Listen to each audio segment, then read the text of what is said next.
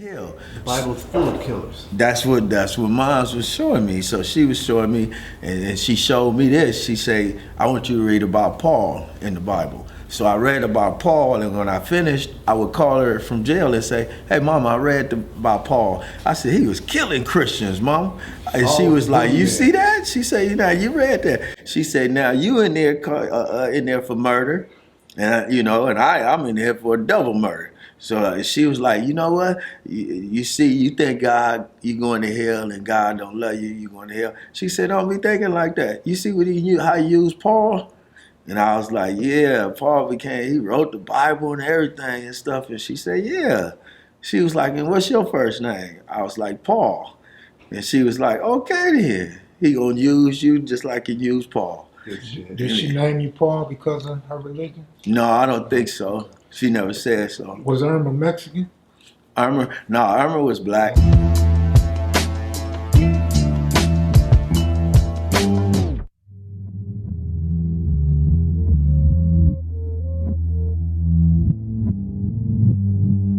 Did you have any Mexican friends growing up?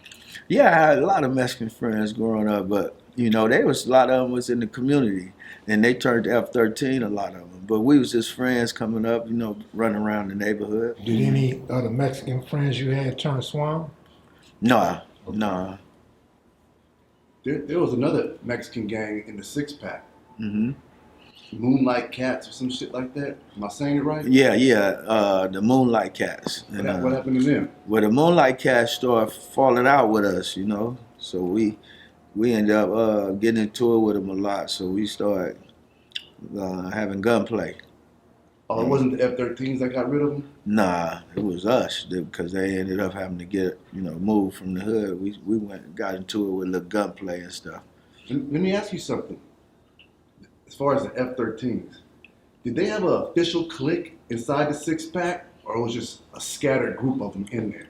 Like on the other side of Central, yeah, they got their cliques. Yeah, they had cliques. But the Six Pack, you don't hear about no official clique. Nah, when they was in our hood, growing up with us, we shared the same hood. They was just F-13s. With no clique behind it? Nah, it wasn't no clique. The cliques now is, this is this generation that we starting to see. These cliques everywhere.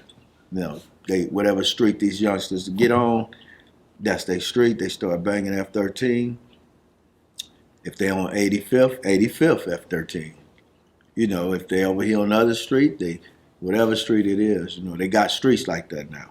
When you speak about when you was growing up and Bethune and all that, and you guys were getting into it with the Hoovers, Mm-hmm. but it wasn't official, Mm-hmm. was that the same type of relationship y'all had with the F-13s, getting into it, but it wasn't official, or you guys were cool that whole round? We was cool the whole time, us and F-13. We never really had no problems when we getting into it with F-13. F-13 was always like the homies. Are you speaking from a Six-Pack perspective or a coast The whole perspective? coast perspective. The whole coast.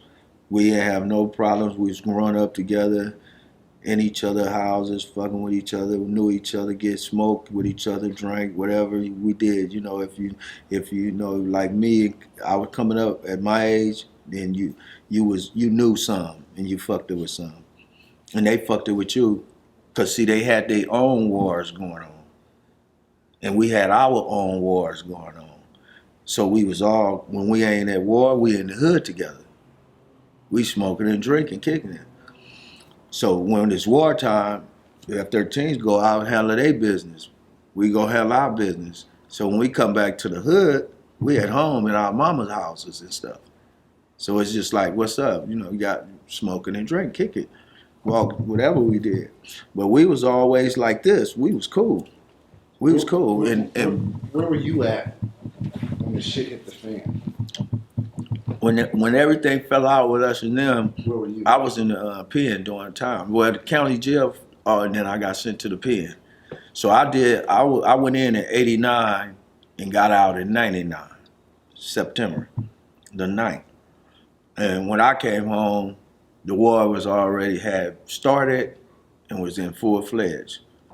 So when I came home, I was like, damn, this is kind of fucked up. I'm out here and everybody, all I see all on walls is F-13 whacked out and we all into it. And I'm like, damn, what the fuck happened? These was the homies. We done grew up with them, you feel me, right in the community. So how the fuck this happened, you feel me? That we at war now like this. And the shit, the homies explained to me everything, what happened, and the shit went down, that started everything. So it wasn't a gradual beef, it was a one incident beef that kicked it off? Yeah, pretty much.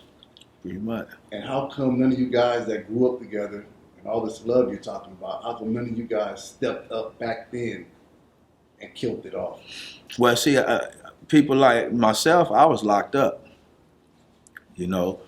so I couldn't stop nothing from, being locked up, and a lot of other homies just probably like, the way shit jumped off, probably just ran with it and it just went up, like it is what it is, as type of shit,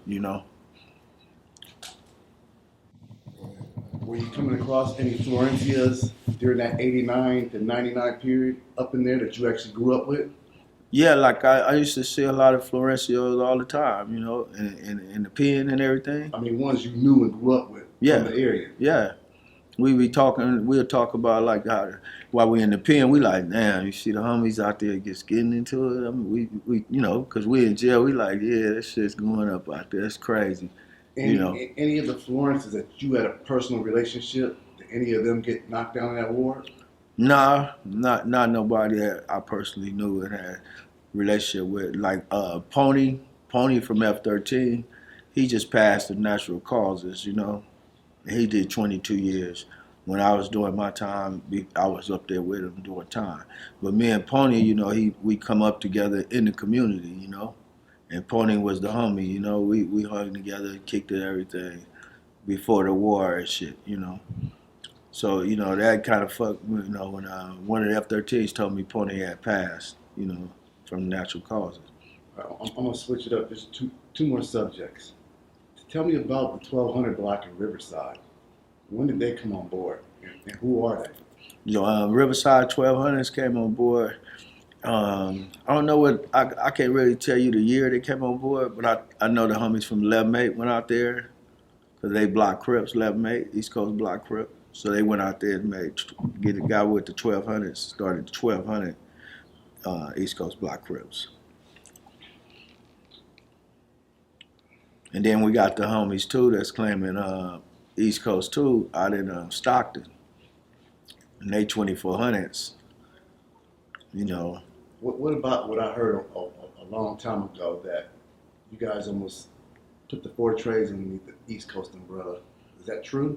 Yeah, because we was pushed four trades. We was telling like four trades was like, oh, we with it, fuck it then. Like they was pushing what I was telling you about. Doc was pushing when he told the homies, I'm gonna continue to do what Raymond started out to do, and that was make everything on the east side of East Coast Crips.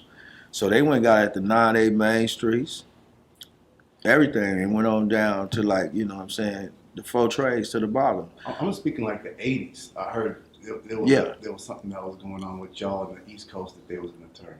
Yeah, some of the four trades had turned East Coast Crip. And so when they got ready to turn, Bam four trade, he got East Coast on him. A lot of it was turned. And a lot of their homies rebelled against that. Like, what are y'all doing? It's four trade, against the Crip. What are y'all doing? So they had a little